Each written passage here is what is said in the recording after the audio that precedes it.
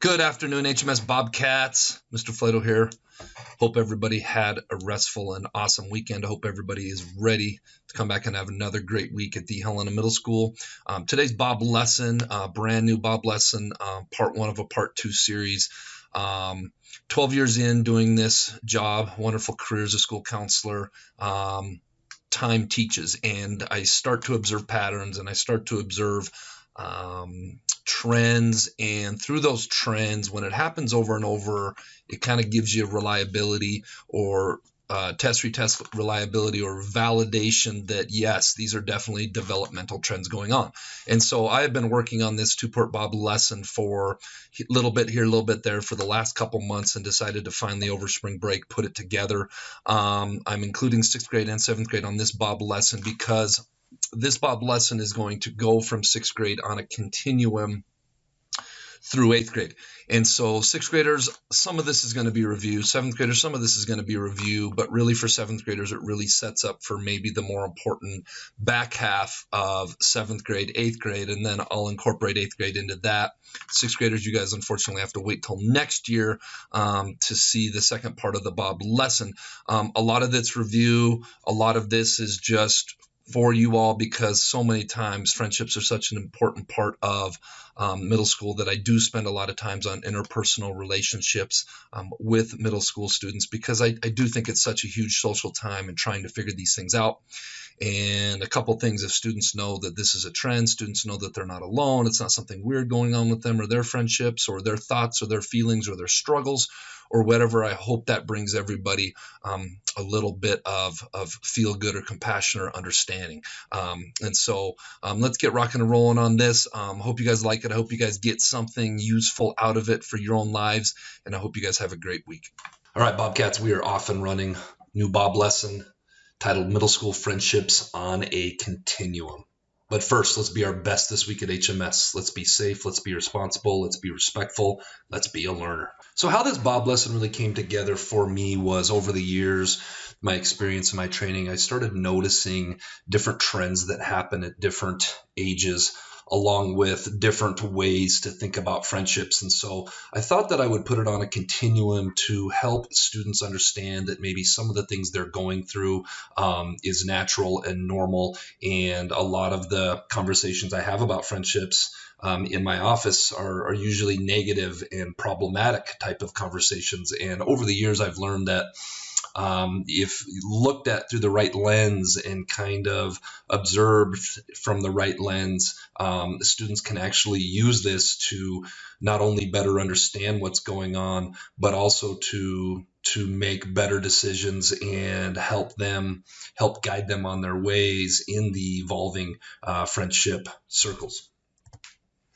Many of you remember this. This is how I view friendships in 6th grade, coming in all jumbled up from 5 different feeder schools and other schools as well. And really, friendship is built on finding other human beings that you have common interests with, common goals with, common values with, common personality traits with.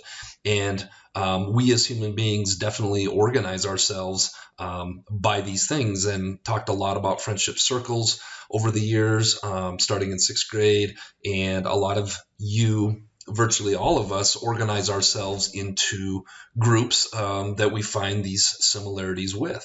And this is a natural thing, I think, especially coming from 6th grade, where we're coming from all the different feeder schools and we're wanting to connect with like-minded kids.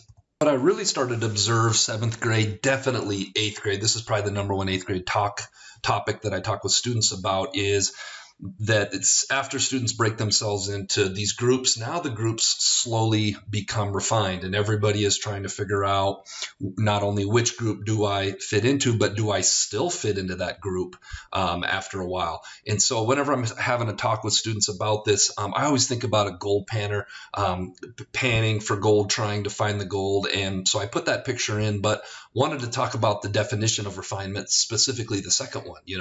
The definition is the improvement or clarification of something by making of small changes. And a lot of times those small changes are maybe somebody leaving the friendship group, maybe somebody new coming in, and these changes are very normal and they happen over time and they continue to happen over time. kind of for more of you visual people out there, going back to the Skittles example, specifically like the yellow and blue. Yellow and blue, you put those together, that makes green. For an example would be maybe you see yourself as a yellow and you're in the yellow friendship group, and then you get to 7th and 8th grade, you start to answer that question, who am I, a little bit more, and one day you realize, you know what, I'm more of a green than I am a yellow, or vice versa, you're blue, and you start to recognize, you know what, I'm definitely not a red, I'm not an orange, I'm not a purple, but I'm definitely a green, or even looking up top on the right. Maybe you are a red, and then one day you slowly start to realize, I'm more of a pink, or you're a yellow and you're more of a pink. And so this is another way that I think about friendships, and to go from the left picture to the right is a natural evolving thing that just happens over time as students start to really figure themselves out in terms of who am I, what am I about, what do I value, what are my interests, who do I want to be, all those awesome things. So that brings us to the continuum. For those of you that don't know what a continuum is, it extends on both ends and it never really ends. I'm going to be referring back and forth to this graphic here quite a bit, starting with 11-year-old sixth graders.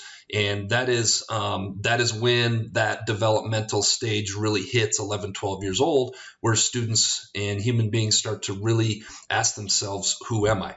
Who am I? That's identity versus role confusion. I've talked a little bit about this before. This was first tagged by Erik Erikson. And this dilemma is the 5th stage of psychosocial development.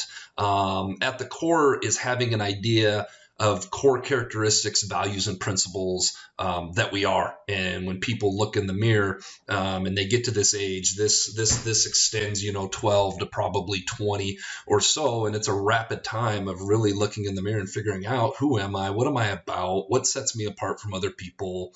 What do I have in common with other people, etc.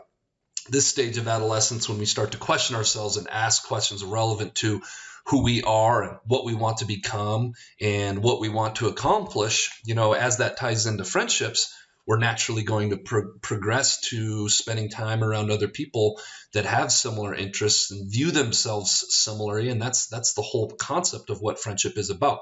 Skills, abilities, relationships, identity, likes, dislikes, values, and more, all that stuff starts to get sorted out at this age. That's why you see so many friendships change when we go from 6th grade to 7th to 8th and then on to high school. The second part of this is values and interests start crystallizing. And values and interests crystallizing very closely to who am I. Huge part of answering that question, who am I, and starts to go deeper than I'm a boy, I'm a girl, I'm outgoing, I'm quiet, I'm athletic, I'm tall, I'm short, etc. This is also a major piece in deciding who we connect with socially and who we want to become friends with. We're drawn to people who have similar interests and values and personality traits. Knowing this is very fluid during the middle school, got a little typo there, years, and it also affects the fluidity of our friendships. No human being is the exact. I've talked about this a lot lately, it feels like, with students. No human being, your teachers, adults, myself included, are never the same day to day. We are constantly evolving one direction or the other. You may not notice it as much as adults because adults don't evolve.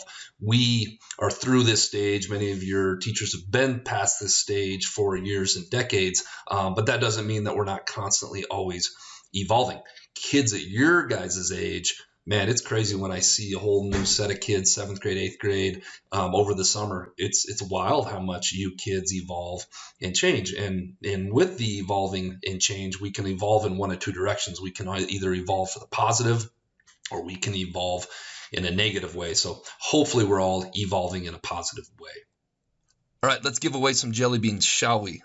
Last week's winners: Kellen Smith, Jack Hedrick, Ryder J, Ethan Bryce, Zaylee Wertel. I hope I pronunciated your name correctly. The answer is what can go through glass without shattering it. That'd be light or sun. Nice job, everyone. We had lots of answers.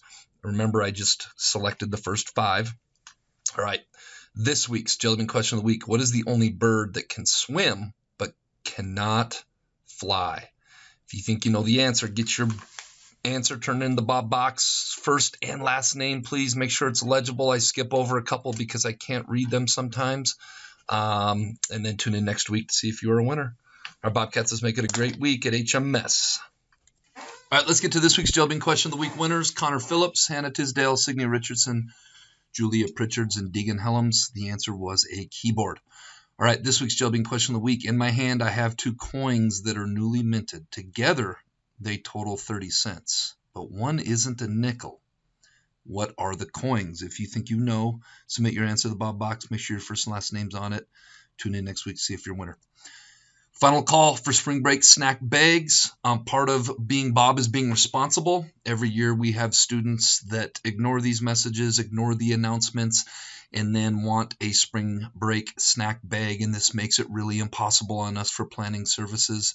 If you want a winter snack bag on the bookshelf in the counseling area, there are signups right there. They go in the manila envelope on the right, or you can Teams message myself or Miss Glukert. Those will go out Thursday and Friday. All right, Bobcats, let's make it a great week at the Helena Middle School.